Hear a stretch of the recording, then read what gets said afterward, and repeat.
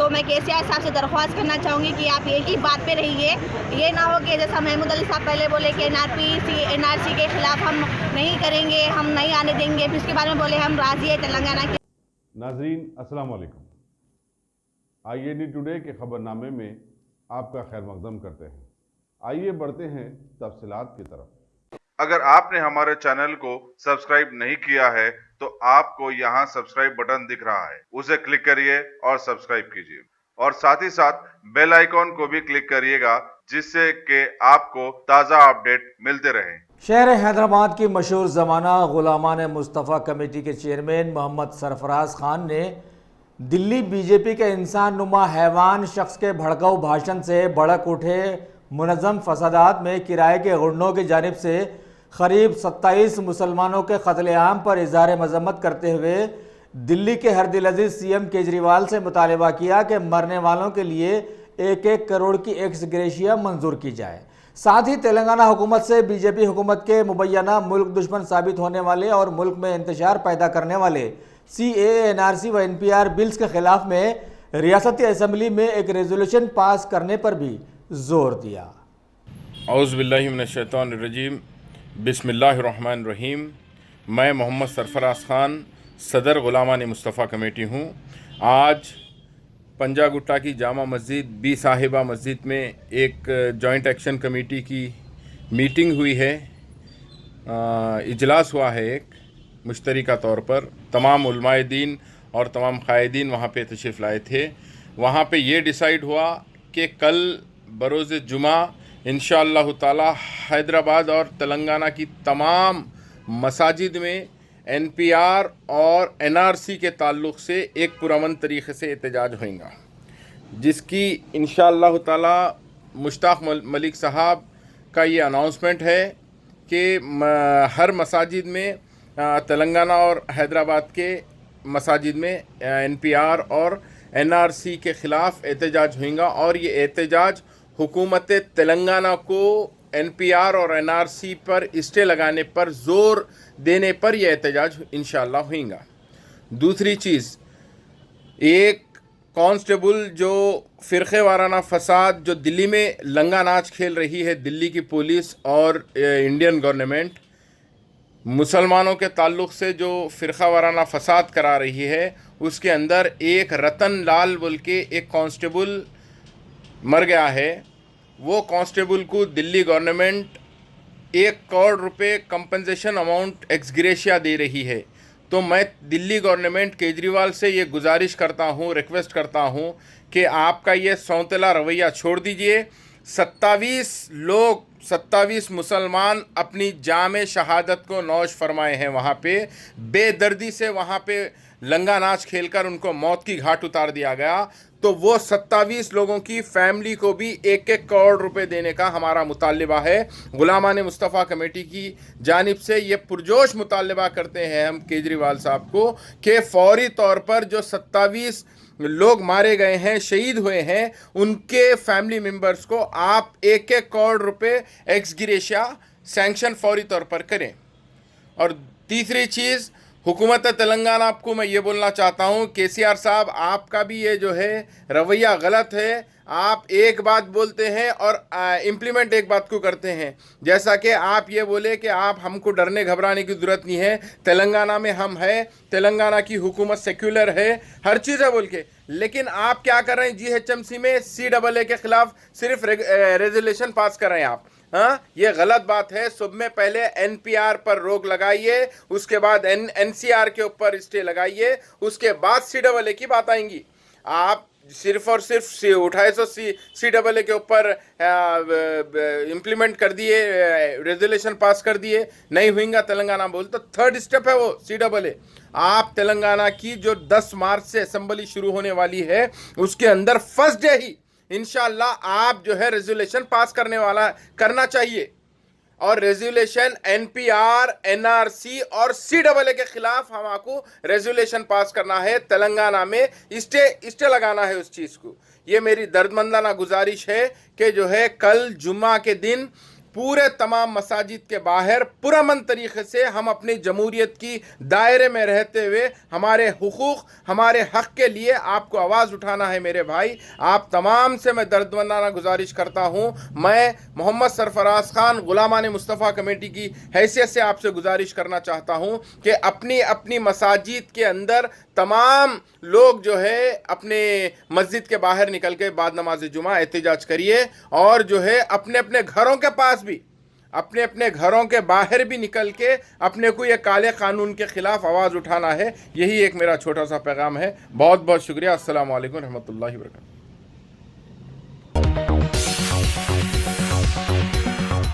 तेलंगाना के ज़िले रंगारेड्डी में वाक़े याचारम मंडल की सड़क से आज अचानक एक हादसे की खबर मिली है। बतलाया गया है कि वहां के गवर्नमेंट हॉस्पिटल के रूबरू एक प्राइवेट स्कूल बस के ड्राइवर ने वहां से एक टू व्हीलर पर गुजरने वाले एक शख्स और उसके दो बेटों 13 साल विवेक और 6 साल गौतम को टक्कर दे दी, जिसकी वजह से शख्स को शदीद जख्म आया और दोनों उसके लड़के मुकामे हादसा पर ही हलाक हो गए। शदीद जख्मी को एक एम्बुलेंस के जरिए गवर्नमेंट हॉस्पिटल छोड़कर हैदराबाद के दवाखाने मुंतकिल कर दिया गया। पुलिस ने केस बुक करते हुए तहकीकात शुरू कर दी है। शहर हैदराबाद में पिछले 10 दिनों के दौरान दूध के दामों में अचानक 2 से 6 रुपए इजाफे से माहौल में एक नया बहरान पैदा हो गया है। तारीखी गौकुशी पर इम्तना के बाद ये दूसरा मरहला आवाम के सामने आया है, जबकि हुकूमत आवाम की सेहत से काफ़ी फिक्रमंद रहती आई है और सिर्फ सर की हिफाजत के लिए हज़ारों रुपयों के हेलमेट खरीदने पर मजबूर भी करती रही है। वैसे ताहाल रियासत की मशहूर dairies Vijaya, heritage, Arokia, Dodla, Jersey वगैरह अपने 1 लीटर दूध के ऊपर 46 रुपयों पर कारोबार करती रही थी। अमूल कंपनी का टोन्ड मिल्क भी 46 रुपये फी लीटर फरोख्त किया जा रहा था, लेकिन अब यही दूध 48 से 60 रुपयों तक पहुंच गया है। इसकी एक वजह हुकूमत की किसानों की जानिब ज़्यादा तवज्जो समझी जा रही है। एक जायजे के मुताबिक रियासत के अजला करीमनगर व मलकनूर में वाक़े कोऑपरेटिव सोसाइटी से वाबस्ता करीब 2 लाख किसान डेयरीज को दूध सप्लाई किया करते थे, लेकिन अचानक पैदावार में कमी की शिकायत जोरों पर आ गई, जिससे मालूम हुआ कि इंसान तो इंसान, अब भैंसों के लिए भी ग़िज़ा की सही फराहमी नामुमकिन हो गई है। तेलंगाना के वजीर पंचायत राज ई दयाकर राव ने आज हुकूमत के अभया हस्तम प्रोजेक्ट का जायजा इजलास तलब किया और हुकूमत की स्कीम्स और वजीफ़ा दिए जाने वाले मामलात की तनक़ी की। इन्होंने बतलाया कि सीएम केसीआर की काविशों से रियासत के सभी बुजुर्ग हजरात को जो वजीफ़ा दिया जाता रहा है उसे अब माहाना 2016 रुपये कर दिया गया है। इसके बाद इन्होंने हुकूमत की कई फलाही स्कीमें गिनवाना शुरू कर दी। वैसे उस इजलास में rural development secretary Sandeep Kumar Sultania, special commissioner for employment Sainath Narayan Reddy के साथ साथ सीई रविंदर भी वहां मौजूद थे।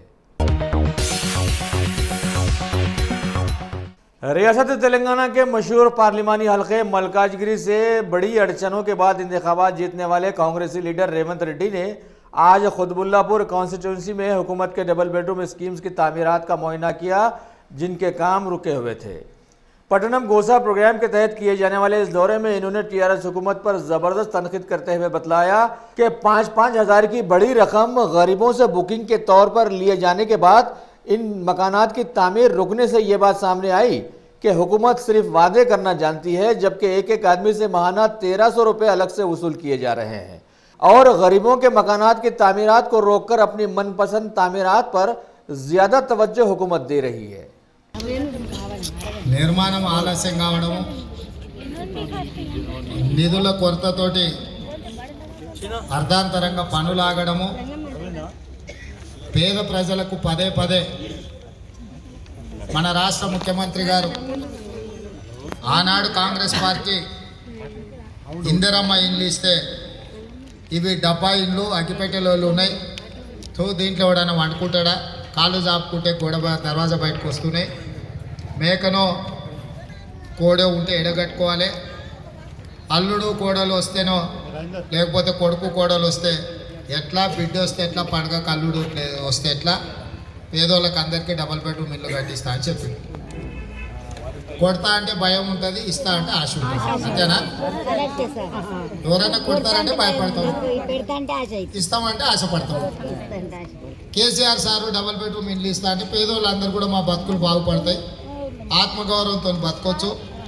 బాత్రూంలకు చెట్లు పొడితే గుట్టలు పొడితే రాళ్ళసాటుకు పోయే బదులు మన ఇంట్లోనే మనం బాత్రూంలు ఉంటాయి, బాగుంటాయని చెప్పి ముఖ్యంగా మా ఆడబిడ్డలు అందరూ కూడా ఇంటైనా అక్కడిక్కడ పార్టీలు తిరిగినా సిరిసేల మన వెనకాల తిరిగినా కూడా వాళ్ళు మాత్రం పోయి సాటుగా కారు గుర్తు కొట్టేసి వచ్చారు. ఏదంటే పిల్లలైనా మేము మంచిగా బతకకపోయినా మా పిల్లలైనా మంచిగా బతకాలి, వాళ్ళ జీవితం అయినా బాగుపడాలని ఆయన ఇట్లా జరిగింది.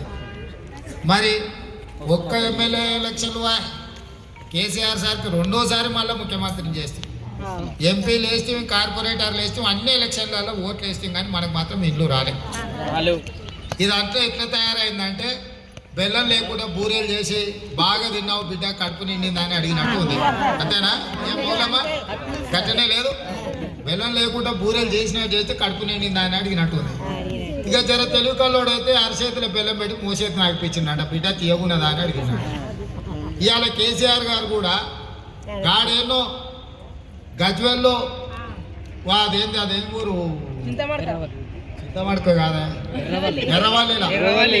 ఎర్రవల్లిలో కొన్ని గట్టి, ఎందుకంటే ఆయన ఫామ్ హౌస్ పక్కనే ఉంటుంది. అది ఊరోళ్ళు అంతా వచ్చి ఆయన ఫామ్ హౌస్ మీద పడేరు కానీ అని చెప్పి ఆ ఊర్లో 100-150 ఇల్లు కట్టింది. ఇక కవి చూపించి ఇక మొత్తం రాష్ట్రం అంతా ఎన్నికలు వెళ్ళదీస్తున్నాడు. ఏంటంటే ఇక ఆ ఊర్లో కట్టే కదా ఇంకా మీకు వస్తే ఇప్పటి వరకు మొత్తం గ్రేటర్ హైదరాబాద్లో 1,00,000 ఇల్లు ఇస్తా అని చెప్పాడు. నేను నిన్నమన్న దరఖాస్తులు చూసుకుంటూ వచ్చిన ఒక్క మన కుత్బుల్లాపూర్ నియోజకవర్గంలోనే 58,000 మంది 2 ఏళ్ల కింద ఇల్లు లేని వాళ్ళు లెక్క తేలేరు. మొత్తం గ్రేటర్ హైదరాబాద్లో 10 లక్షల మంది లెక్క తేలేరు 3 ఏళ్ల కింద. మళ్ళీ ఈ 3 ఏళ్లలో ఊర్ల నుంచి రాలే మూలమా వస్తురా మళ్ళీ ఇంకా అవి పెరిగింది. Ghazi kidney centre and multi speciality hospital गुर्दे और बवासीर के इलाज का 40 साल मशहूर हॉस्पिटल, जहां हजारों पेशेंट्स क्योर हो चुके हैं। Doctor Hussaini international national award winner और दूसरे डॉक्टर्स और लेडी डॉक्टर्स की जेर खिदमत गुर्दे के तमाम अमराज का मुकम्मल ट्रीटमेंट किया जा रहा है। गुर्दे फेल हो चुके हों, डायलिसिस करवा रहे हों, याद रखिए डायलिसिस कोई इलाज नहीं, इससे 1% भी गुर्दे रिकवर नहीं होते। हाँ, डायलिसिस टेम्पररी रिलीफ दे सकता है, लेकिन हमारे ट्रीटमेंट से गुर्दे फिर से फंक्शन में आ सकते हैं। गुर्दे श्रिंक हो गए हों या सिस्ट हो, गुर्दे की पथरी हो, कैसी भी गुर्दे की तकलीफ हो या पाइल्स यानी बवासीर, चाहे ब्लीडिंग हो या कोम, बगैर ऑपरेशन मुकम्मल क्योर ट्रीटमेंट का एक ही centre Ghazi kidney centre, DLRL main road opposite Vikas high school, Chandrayangutta, Hyderabad. Cell 9966930824 या 9391326261। तेलंगाना स्टेट व आंध्र प्रदेश के लिए बीजेपी हुकूमत के मुतनाज़िया CAA, NRC व NPR बिल्स के खिलाफ में एहतजाज के लिए बनाई गई जॉइंट एक्शन कमेटी के कन्वीनर मुश्ताक मलिक की सदारत में आज शहर हैदराबाद के पंजागुट्टा इलाके में वाक़े जामा मस्जिद में मुस्तकबिल के लाएअमल के लिए एक जायज़ा इजलास तलब किया गया, जिसमें कई जय्यद उलमाए दीन ने शिरकत करते हुए शैतान सिफत इंसानों से मुकाबला करने के लिए अपने ज़र्रीन मशवरों से नवाजा। और उसके बाद दूसरों को वहां परमिशन दिया जा रहा, दूसरों को परमिशन दिया जा रहा और हमको परमिशन नहीं दिया जा रहा, क्योंकि हमारा समझिए कि हुसूल ये है कि हमने मुसलमानों को मुत्तहद करने की कोशिश की और अल्हम्दुलिल्लाह उसमें बड़ी कामयाबी मिली और बेखौफ होकर मुसलमानों को इन हालात का मुकाबला करने की हमने दावत दी। तो बहरहाल हमारे सदर साहब मोहतमद साहब बड़ी कोशिशें काविशें की है, फिर हमारे नायब सदर तहरीक मुस्लिम शब्बान गफ्फार साहब ने भी उनके हमरा बड़ी समझिए कि काविशें इस इजलास के लिए की हैं और इस इजलास को करने के लिए बहुत कल से एक समझे कि हिजानी कैफियत ऐसे आ जाइए सब ऐसे एक हिजानी कैफियत पैदा की गई, इस इजलास को समझे मुनक्कद नहीं होना, एक खौफ का माहौल पैदा किया गया। अब अज़ा के साथ आप बनकर मैं मस्जिद में बैठ कर बात कर रहा हूँ, 12:30 को खत्म कर दें, मुश्ताक मलिक साहब ना आए, फला करे सुबह एक अजीब तमाशा कल से जारी है, फिर सुबह से भी समझिए कि एक तमाशा जारी है। हम समझिए कि कोई खौफजदा नहीं होंगे, कोई हालात से घबराएंगे भी नहीं। आप लाख प्रेशर डालें। अब हमारे को दो महाजों पर लड़ी, एक समझिए के साथ हुकूमत से और पुलिस से मसला, दूसरा हमारे अपने अंदर के बहुत से आस्तीन के साथ हमसे मुकाबला। ये भी एक समझिए कि रुकावटें हैं। अब पुलिस भी कह रही है कि वो इतना अच्छा काम कर रहे हैं, और मैं कहना नहीं चाहते ये सारी बातें, इंशाल्लाह किसी मौके पर तफसील से करूँगा। वक्त बहरहाल बहुत कम है, हम 2 बजे तक इजलास ले जा सकते हैं, 1 बजे तक इजलास ले जा सकते हैं, क्योंकि अज़ान तक समझिए कि कोई मसला नहीं रहेगा। तो नमाज पढ़ कैसा होगा, एक जिसको 12:30 कुछ नहीं होगा, कुछ होगा कुछ नहीं होगा। तो अब 12:30, 1 बजे, आधा बजे, 1.5 मिनट, 2 मिनट, अब अल्लाह के घर में भी हम पाबंद रहें तो क्या करेंगे? मस्जिद को ताला डालेंगे? क्या करेंगे? मस्जिद के मुतम्मद को समझे कि अरेस्ट करेंगे? क्या करेंगे? आप कर क्या सकते हैं? आप डरा रहे हैं, और उस डर में हम आने वाले नहीं, उस डर में हम आने वाले नहीं हैं। आप डराने की कोशिश कर रहे हैं, हम नहीं डरेंगे आपसे, हम मुकाबला करेंगे हालात। बहरहाल ये बातें इंशाल्लाह किसी और मौके पर तफसील से की जाएगी।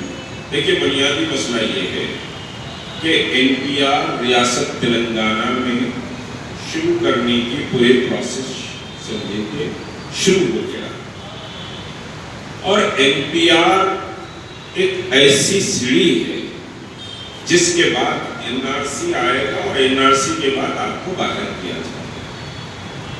ये समझिए कि NPR ही मौत का एक पहला नखारा है कि तुमको मौत आने वाली। NPR एक नखारा। अब वजीर दाखिला बोल लें, चीफ मिनिस्टर बोल लें, नहीं ये सेंसस है, ये मर्दमशुमारी है, तो ये रियासत की आवाम को और हमको धोखा दिया जा रहा है। क्योंकि मरकजी वजारत दाखिला ने बहुत वाज़ेह तौर पर कहा है कि सेंसस 2021 अलॉन्ग विद NPR, ये क्लैरिटी के साथ मरकजी हुकूमत ने कहा है, और आसाम में ये सारा प्रोसेस हो चुका है। हमारे सामने ये आसाम का पूरा प्रोसेस है कि NPR के बाद क्या हुआ, फिर NRC के बाद क्या हुआ, ये सारी चीजें। तो NPR को हम टोटली रोकना है। तो रोकने के लिए खाली घर में मैं हैदराबादी नाश्ता करके फिर या फिर वलीमे करके फुल आर्केस्ट्रा के पार्टियों में उम्मत जैसा मुझे है भी होता है कि हमारे लैलो नहार में कोई तब्दीली नहीं पैदा होती। तो उस तरह से NPR नहीं रुकेगा। याद रखिए कि बगैर शहर हैदराबाद के धरना चौक पर आज यूथ वेलफेयर तेलंगाना तंजीम के सदर सैयद जलालुद्दीन जफर की क़ियादत में बीजेपी हुकूमत के मुतनाज़ा साबित होने वाले CA/NRC व NPR बिल्स के खिलाफ में ज़बरदस्त धरना और भूख हड़ताल का एहतमाम किया गया, जिसे जनता राज्यम मूवमेंट ने ऑर्गेनाइज किया था। उस धरने में सैकड़ों दुख्तरान मिल्लत के साथ साथ तंजीम के जनरल सेक्रेटरी मोहम्मद वसीम, नायब सदर Satpal Singh Khalsa, message for humanity foundation के शरीक मोतमद मोहम्मद मुजाहिद, समाज की एक शेरनी नादिया खान के साथ साथ जनता राज्यम के भी बहुत सारे जिम्मेदारों ने हिस्सा लिया। इसके बावजूद भी वाज़ेह रहे कि इन एहतजाजात के खिलाफ में दिल्ली में गुजरात जैसे फसादात शुरू किए जा चुके हैं और जालियानवाला बाग का कत्ले-आम वाला सीन एक बार फिर भारत में सामने आ गया है। अस्सलाम वालेकुम रहमतुल्लाहि व बरकातहू। मेरा नाम नादिया खान है। 27 फरवरी को हम लोग भूख हड़ताल पे बैठे हुए हैं यहाँ पे NRC CAA NPR के खिलाफ। अभी मालूम हुआ कि CR साहब बोले कि NRP के खिलाफ हम अभी बात नहीं करेंगे। तो मैं केसीआर साहब से दरख्वास्त करना चाहूँगी कि आप एक ही बात पे रहिए। ये ना हो कि जैसा महमूद अली साहब पहले बोले कि एनआरसी के खिलाफ हम नहीं करेंगे, हम नहीं आने देंगे, फिर उसके बारे में बोले हम राजी है तेलंगाना की आवाम। दो मुख्य साहब के बात मत करिए, एक जबान पे रहिए, एक बात पे रहिए। तेलंगाना की आवाम आपसे ये बात पे खुश है कि आप ये चीज़ पे सहमति नहीं दे रहे, तो यही बात पे आप रहिए। और मेरे तमाम भाइयों को मैं रिक्वेस्ट करना चाहूँगी, मेरे बहनों को, नमाज की पाबंदी करिए। नमाज जो मस्जिदों में से हम निकलेंगे तो हम ये साबित हो सकते हैं कि हम के एनआरसी सीए के ख़िलाफ़ हम नमाज भी पढ़ रहे। ये ना है कि हम प्रोटेस्टों में आके सिर्फ बात करें। मैं भी प्रोटेस्ट में आती हूँ, पर उसके साथ साथ मैं भी वो भी करती हूँ। तो मैं तमाम जितने लोग सुन रहे हैं मैं उनको बोलूँगी नमाज की पाबंदी करिए और जितना अल्लाह से गिड़गिड़ा के दुआ कर सकते हैं इसके ख़िलाफ़ करिए। क्योंकि दिल्ली में जो हालात है, अपने जो लोग ज़ख्मी हैं, जो लोग शहीद हो गए, अल्लाह उनकी मग़फ़िरत करे। जो शहीद हो गए और जो ज़ख्मी है, अल्लाह ताला उनको शिफा दे। 15 मार्च को आटे का थैला आ रहा, उसका स्वागत कितना अच्छे से करेंगे। हम सब हैदराबाद के अवाम को मालूम है ना कि हम कैसा स्वागत करेंगे उसका। Welcome to Hyderabad. NRC CA के ख़िलाफ़ हम हैदराबाद तेलंगाना की पूरी आवाम है। बस इतना ही किया गया था जनता राज्यम मूवमेंट के बैनर तले। तो हम लोग यहाँ पर आए हैं और आज ही सुबह में एक खबर आई है कि तेलंगाना गवर्नमेंट, हमारे सीएम केसीआर साहब और टीआरएस पार्टी एनपीआर को भी लागू नहीं करेंगे तेलंगाना में बोलकर अखबारात में ऐसी इत्तला आई है। अभी कोई ऑफिशियल अनाउंसमेंट नहीं हो रहा है, क्योंकि अगर ऐसी इत्तला आई है तो वाकई काबिल तारीफ़ है। यानी केसीआर साहब को ये बात समझ में आ गई है कि अवाम जो है उनको छोड़ने वाली नहीं है, तेलंगाना की अवाम।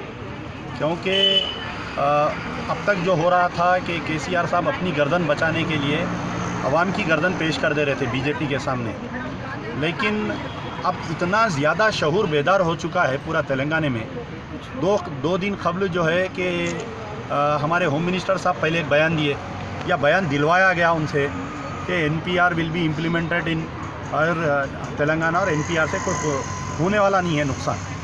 तो सबसे ज़्यादा जो है एनपीआर से ही नुकसान होगा। अब यहाँ अपने को ये बहस नहीं करना है कि दुनिया में पहले अंडा आया या पहले मुर्गी आई। हमको तो दोनों अंडे और मुर्गी से दुश्मनी है फिलवक़्त।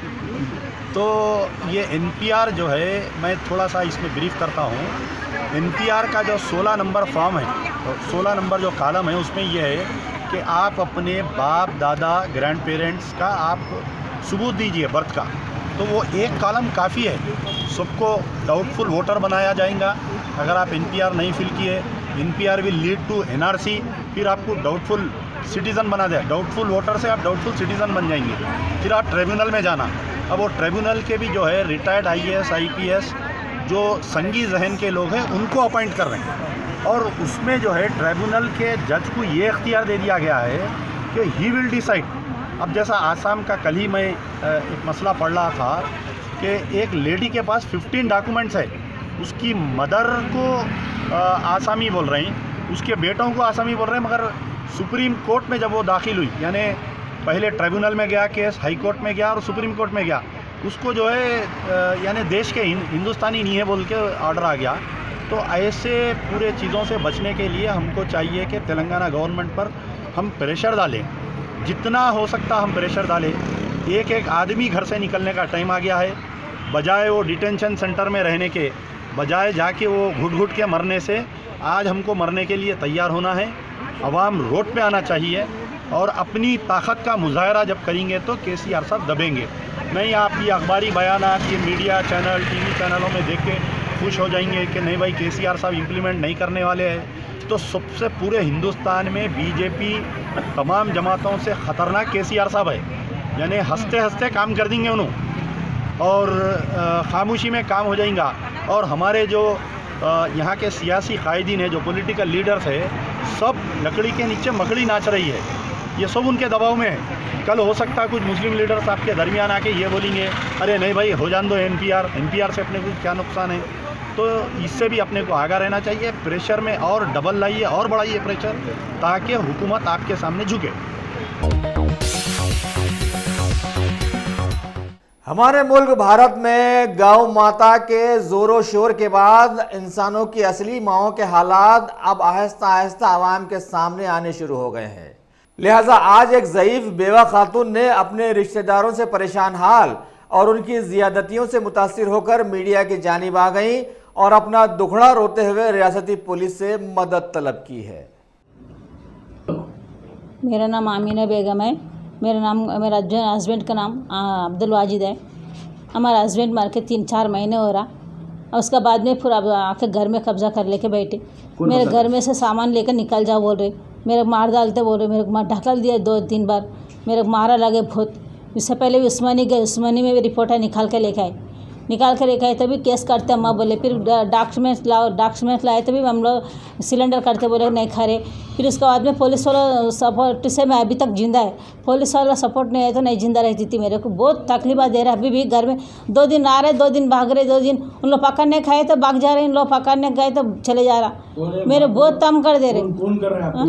मेरे देवर है, मेरे के उन लोग आए घर वाले। अब्दुल वाजिद, अब्दुल जलील है, अब्दुल हामिद, अब्दुल रहमान। उसके बीवी देवरा ना, उसका बीवी सपोर्ट करी। परसों 4 कैमरे तोड़ दिए, कुपल भी तोड़ दिए, घर का एक कुपल तोड़े थे। फिर पुलिस वाला आके डालने लगाए थे, फिर वो भी कुपल तोड़ दिया। 4 कैमरे भी तोड़ दिया। कैमरे तोड़े तो कई को तोड़ी बोलते गैस का तेल डाल के जला देते, कहते मैं पेट्रोल डाल के नहीं तो गैस का तेल डाल के जला देते। पुलिस वाला क्या करता, कौन क्या करता, बस्ती वाले मैं बराबर कर दूँ, क्या करना है वो कर दे तू, नहीं तो मार डाल तू, तुम कुछ जिंदगी नहीं रहते, नहीं तो निकलते तू। हमारे देवरा बोल रहे। हाँ, घर कहाँ है आपका? संजय गांधी नगर, नवासाब कुंटा। हमारा पूरा पेपर है साहब, मैं डॉक्यूमेंट्स पूरा है मेरे नाम पे करे। मेरा आदमी मरने से पहले करा। हाँ, खारे बाद भी मेरा है, मेरा बाप का है बोल के घुस के बैठे। उसका बाप का नहीं है, किसका भी नहीं है। मेरा हस्बैंड मेरे नाम पे लिख दिए, मेरे नाम मेरे पेपर है, वो घर मेरा है, मेरा बोल के घुस के बैठ के अब मेरे दम कर दे रहे, गालियाँ गलौजा दे रहे। घर में बैठ के भी सुबह में निकाल बोल रहे। घर में सामान लेकर ऐसे करने बैठे थे, वैसे बस ऐसे गुस्सा कर रहा, कहीं को ऐसा कर रहा है, माँ कहीं को जाती हूँ। हाँ, और एक देवर बोल रहा हमारे घर में आके रहो, घर को कुपल डाल लो। मैं बोला घर को कहीं को कुपल डाले कि उसके घर में रहते साहब। मैं मेरा घर है, मेरे घर में रहती, उन घर को कुपल डाले के मेरे घर में आकर रहो कहते।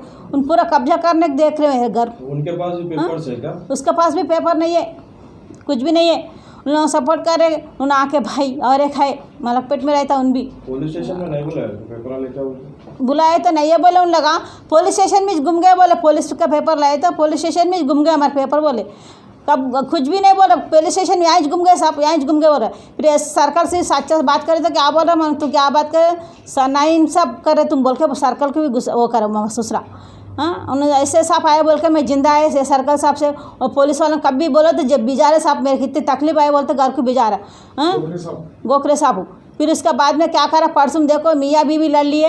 हाँ, मैं मारतूँ तुम मारतूँ, मैं मारतूँ तुम मारतूँ बोल के बीपी डाउन होकर हॉस्पिटल में एडमिट हुए तो पुलिस वाला गिरा के मेरे ऊपर इल्ज़ाम लगा रहा। हाँ, मेरी बेटी कुछ भी हो तो उसको जेल को भी जाता हूँ, उसको यहाँ भी जाता हूँ, वहाँ भी जाता हूँ बोल कर ढाका दे रहे। पुलिस वाला आके बोल क्या हो गया, मैं बोलता मेरे को नहीं मालूम थी, मैं सो गई थी, मेरी तबीयत भी सही नहीं है। मैं ऐसा बोला तो मेरे को नहीं मालूम साहब बोला। मैं बोलो तो कामुज बैठो मत हूँ, कामुज बैठो बोल के चले गए बेचारा। उन लोग कुछ भी नहीं बोला, ऐसा बातें कर देनी कहते, चमेली कहते, रखेली कहते, छिनाल कहते। पुलिस वाला सब ये सब मदद हो ना, मदद नहीं हो तो कैसे मेरे जान को खतरा है, अभी भी खतरा है। उन लोग आगे रह रहे, मेरे जान को खतरा ही से साहब, कभी कुछ भी कर सकते हैं उन लोगों से। मेरे डेंजर है मेरे को। मैं हाँ, मैं 4-5 बार करी कंप्लेंट पलकनामा PS में गोखरे साहब का नहीं। A1 टाउनशिप की एक और नई पेशकश जहांगीर पीर दरगाह से 2 किलोमीटर पहले मल्टीनेशनल कंपनीज के करीब, जो कि बिल्कुल आबादी से लगा हुआ, बेंगलोर हाईवे से सिर्फ 5.5 किलोमीटर, BT रोड से लगा हुआ, तमाम डेवलपमेंट के साथ 5,50,000 में 100 गज का प्लॉट। A1 टाउनशिप में आपका ये छोटा सा इन्वेस्टमेंट आपका और आपके बच्चों का मुस्तकबिल बदल सकता है। आज ही तशरीफ लाएं और A1 टाउनशिप के इस प्रोजेक्ट से फायदा उठाएं। Office at pillar number 235 opposite fisheries department, Rajendra Nagar, Hyderabad.